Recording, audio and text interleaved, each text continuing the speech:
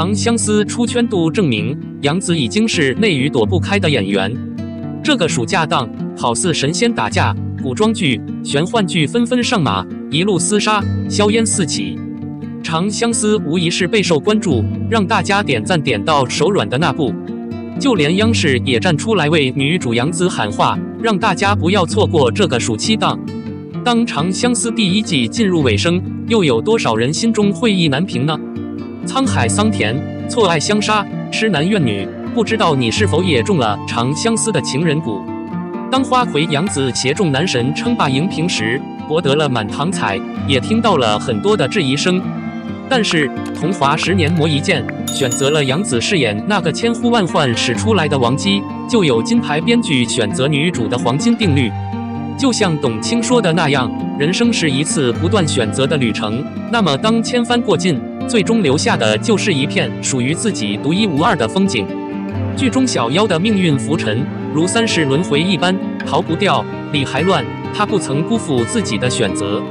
对于杨紫演艺生涯的浮沉岁月，又何尝不是由于事业的高起点，波澜起伏，尝尽人间冷暖，戳痛人心。面对人生的不如意，也许戏中的那个成天嘻嘻哈哈的梅小六，才是杨紫真正的内心向往。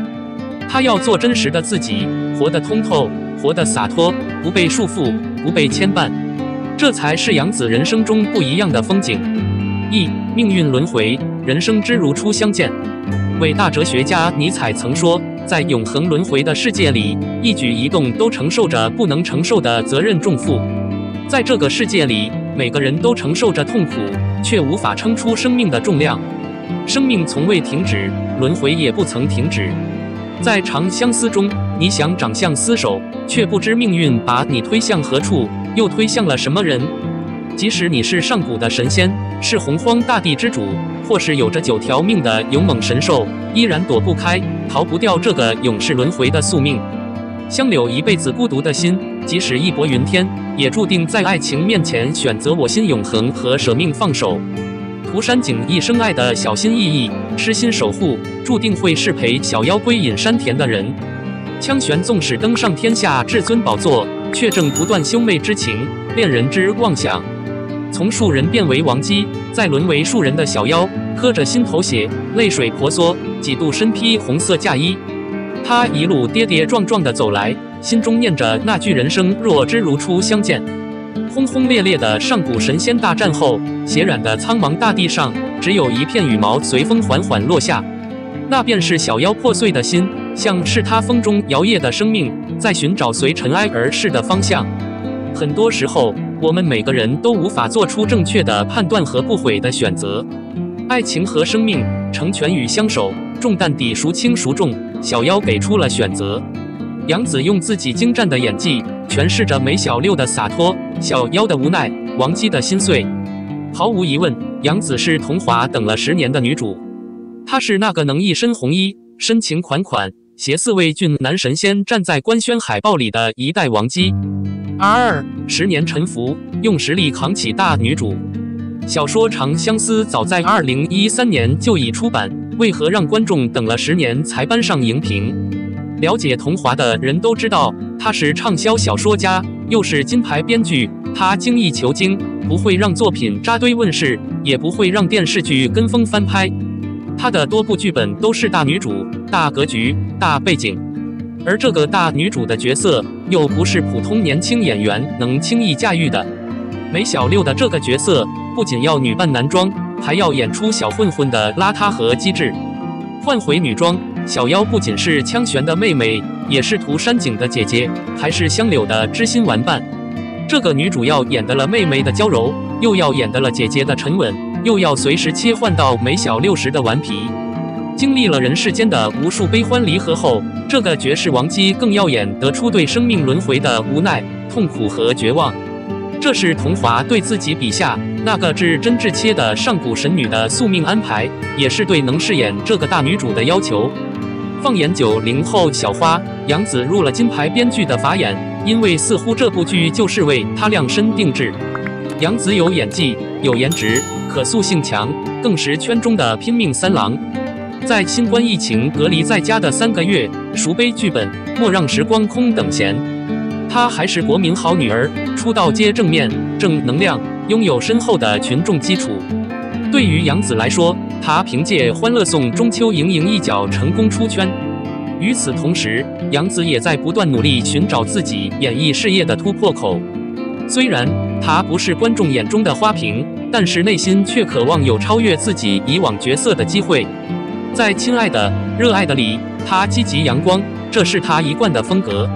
在《香蜜沉沉烬如霜》里，她活泼可爱，这是她的天性。虽然她主演了多部偶像剧，但是都只是几个相同人物性格的复制，没有给她多少上升的空间。其实她差的就是一部能证明自己实力的大女主剧作。现如今《长相思》热播，收视热度不减，人们对一女四男的命运热议纷纷。于是演员杨紫等到了梦想已久的大女主，编剧桐华等到了最心仪的小妖，期待已久的观众也等到了最惹人怜爱的美小六。3. 生活中的小六，事业上的小妖。当初杨紫出演《长相思》，也是顶住了很多的舆论压力，因为很多人说她不够惊艳，这与当年她在《家有儿女》剧组时宋丹丹的评价如出一辙。丹丹老师说杨紫小时候的颜值高，也劝她不要去考北京电影学院。事隔多年，丹丹老师在一档综艺节目中隔空喊话说了一句对不起啊，杨紫。直言不讳的丹丹老师还补了一句，打死我也没想到她今天能这么火。杨紫用实力证明，你可以说我不是最美丽的那一个，但是你不能否认我是最勤奋的那一个。大家都知道她成名早，一部《家有儿女》照亮了她的未来星途。但是正是这个人人羡慕的事业高起点，却是如此波澜起伏。杨紫在一采访中说，当她考进北京电影学院后，竟然也落到了无戏可拍的境地。最后是导演孔生把她从冷板凳上拎起，拍了部《战长沙》。随后她又开始坐冷板凳。这时她开始规划并想掌控自己的职业生涯，她不想再让自己成为存在的偶然。没过多久，欣赏她的伯乐孔生又伸出橄榄枝，杨紫接拍了《欢乐颂》。起初她想演曲小潇和关雎尔，但是导演说一个实力很强，另一个已经名花有主了。杨紫似乎是被逼无奈选择了邱莹莹一角，但是她用自己的方式抓了一副好牌，并把握住了这个机会。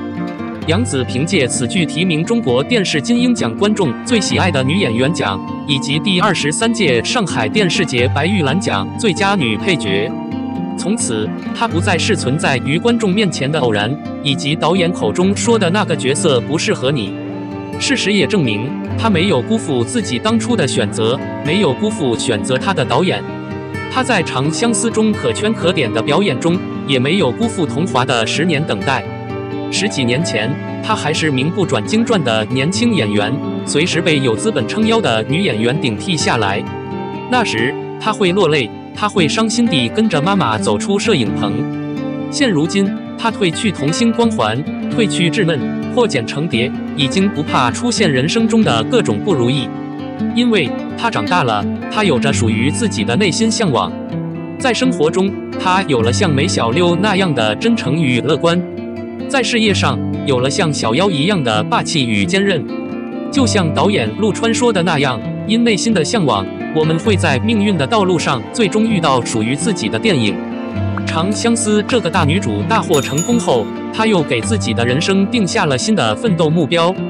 在一次访谈中，30而立的杨紫说出了她对未来婚姻和事业状态的期许。她羡慕孙俪那样的状态，1年好好演一部剧，把更多的时间留给自己，留给家人。这是杨紫在经历了20年的演艺事业打拼后，对支持她的观众和粉丝说的真心话。相信这也是生活中的杨紫最想对自己和家人说的一句话。长相思中的小妖，在尘缘散尽之后，念着人生若知如初相见。20年前，我们就是在与杨紫的初相见中记住了她，并送去了祝福与期待。加油，杨紫！02，肖战站姐集体跑路，8小时筹集100万善款，肖战号召力很强。近日，网上不断有人爆料肖战塌房，肖战的几十个站姐集体跑路，对此只能说一句无稽之谈。各位站姐纷纷站出来辟谣，直言一直都在，只不过无暇顾及网上的各种是非。